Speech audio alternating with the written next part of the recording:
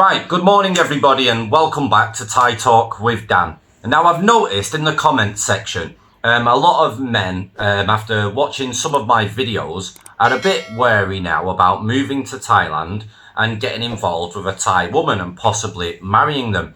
And I've also been receiving a few emails asking me questions and whether it's worth it or not for them to come to Thailand to seek a woman, seek a relationship, seek marriage, and settle down here without being burned. So I'm going to share an email that I've just received and I'm just going to give you my feedback on it in hope that it helps the uninitiated. Theatricality and deception. Powerful agents to the uninitiated. Hi Dan, I am a frequent listener to your channel, which I really enjoy listening to and at times find very entertaining. Having said that, as a foreigner with plans to move to Thailand in August, aspects of your content I find extremely worrying and off-putting. There seems to be a focus on a lot of negativities towards Thai women and their culture. As a 61-year-old British-born Cypriot dating a Korean lady, I can see similarities in all Asian cultures. It is a Thai thing or an Asian thing in general. For example, when I go out with my Korean girlfriend, I am expected to always pay the bill wherever we are or for whatever we are doing. That's even though she is very successful and earns a lot of money. I couldn't agree more if you date and plan your future with a bar girl who sleeps with every Tom, Dick and Harry, Dick being the operative word here. Although there are exceptions to every rule. You're an idiot if you expect anything other than a failed relationship with a lot of heartbreak and lost time and money. Should I move to Thailand? Or am I better off picking Vietnam or Cambodia? I would like to meet you and have a beer with you if I'm ever in your area. Would like your comments. Cheers. Okay, so the first part of this email is where he states there are a lot of negatives towards Thai women and their culture. There's nothing wrong with the Thailand culture. The only issues with a lot of the culture here, and it's not every Thai woman is like this, but the saving face where they can't apologize for doing wrong and they can't bow their head when they are in the wrong. And it's really frustrating. And it's really annoying and it can cause a hell of a lot of problems between a Western guy and a Thai woman or even an Asian woman in general. Losing face does cause a lot of relationship issues. And also in regards to culture, when you talk about dowry or sinsod, where you're paying a hefty amount to marry a woman, guys, this isn't, not every Thai woman is like this, where they say you have to buy so many ounces of gold. For me, I've never spoke to a single Thai woman when I've spoke to them about dowry and sinsod, just in general, having a chit chat. They've never said that they want a certain amount of ounce in gold. I feel like this is more for women that are trying to basically shove the old style Thai culture down the Western guy's neck in order to extract the most out of him, to obviously for her to marry him. So she's making a big deal out of it, and she wants to try to get as much cash money as possible that gets paid to her family, yeah. And the gold they want to have all over them, so they're getting plenty of cash money because they can sell that gold after they finish with you or after the marriage ends or even while they're with you if they really need that money. So the parents get rich and they get rich from you if you're naive enough to pay such a vast amount of money to marry a Thai girl. Now, when I had a village wedding, it didn't cost me anything, guys. I didn't have to pay a large sum of money or buy any gold whatsoever. However, her auntie and her family wanted to save face, and obviously because all the village people was there to see us have our village wedding, she gave us gold that belonged to her and tried to fob it off that I was giving it to my new village wife. I went along with it because I understood the saving face culture, so whatever. But when I've spoke to most women, they're not really that bothered about a big dowry or any dowry whatsoever. And if it is an issue, they simply just wouldn't get married unless you're dating them in the village. Then they can't lose face if they see that if they see that there's a foreigner in the village and he's with a Thai woman, then the villagers will talk bad about you, talk bad about her if she doesn't marry you, because it's not the norm around here, guys. But if she's not living within the village, it doesn't matter. You can just stay boyfriend and girlfriend and save yourself a hell of a lot of money. The amount of gold that is required is 11 baht. Baht is not just the currency of Thailand, but they actually talk about gold as a weight. So a baht of gold is about 600 USD. Okay, next one. You also mentioned about your Korean girlfriend. She's successful and she earns a lot of money, but she doesn't pay for anything. For me, this is a huge red flag and I would get rid of her immediately. Even poor Thai women that I have dated will even offer to pay half or pay the whole bill. And they'll even buy their own drinks or buy their own food and stuff when I'm with them. So for me, this is a big warning sign. And literally, she just thinks you're the foreigner, so you just pay for everything. Why should I waste my money? So she can get everything free when she's with you, and she can save all her lovely money for whatever she wishes to spend it on. So for me, you are being used if this is what she's doing. And for me, I would get rid just from that.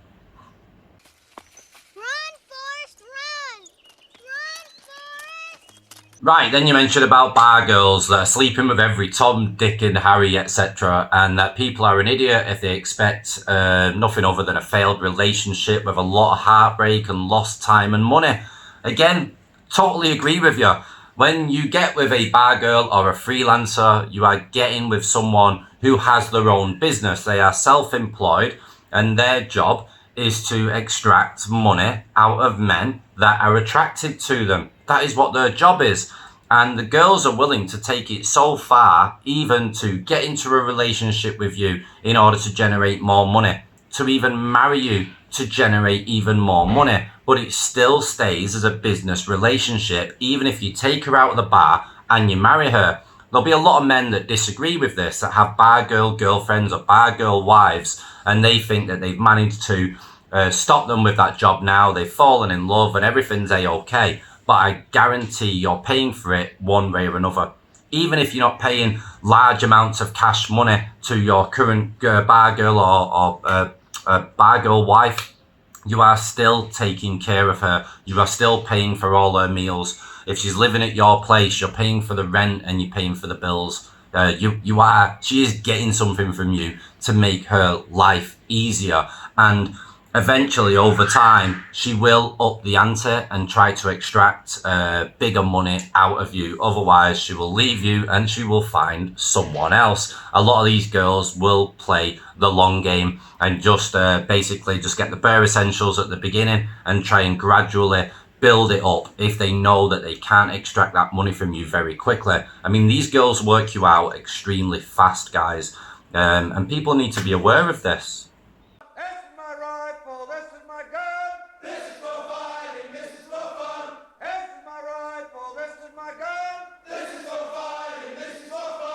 Right, and then you're asking, should I move to Thailand or am I better off picking Vietnam or Cambodia?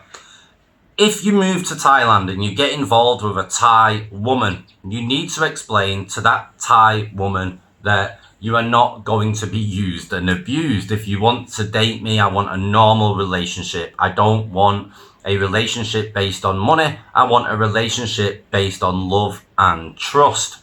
So as long as you get involved in a relationship where you're not paying a monthly salary or you're not paying bills and debts and getting sob stories to get you to help out financially, and you're just living normal and she's going to work and she's got a job and she's making her own money so she can buy her own makeup and her own stuff, then yeah, that's fine, yeah?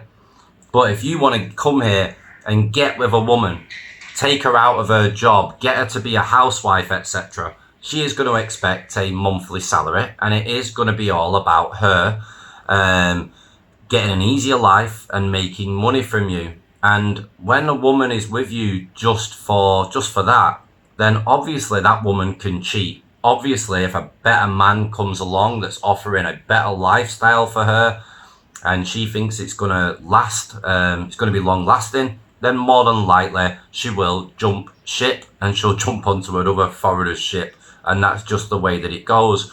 But if you're smart, there are a lot of decent Thai women that are not trying to extract your money.